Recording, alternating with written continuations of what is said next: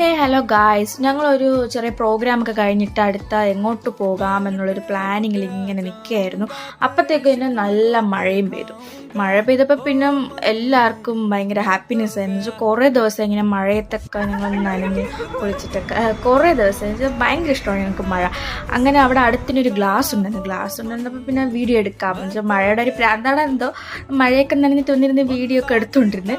അടുത്ത നേരെ കനകക്കുന്നിലോട്ട് പോയി ഞങ്ങൾ ചായ കുടിക്കാൻ. നല്ല ക്ലൈമറ്റൊക്കെ അല്ലായിരുന്നു. അങ്ങനെ ഞങ്ങൾ 2 ചായം പറഞ്ഞു, എനിക്കും അഞ്ജുവിനും. പിന്നെ കഴിക്കാനായിട്ട് കുറച്ച് സ്നാക്സ്, വടയും പിന്നെ എന്തൊക്കെയോ സാധനങ്ങൾ, കോളിഫ്ലവറിൽ എന്തൊക്കെയോ സാധനങ്ങൾ മേടിച്ചിട്ടുണ്ടായിരുന്നു കഴിക്കാൻ.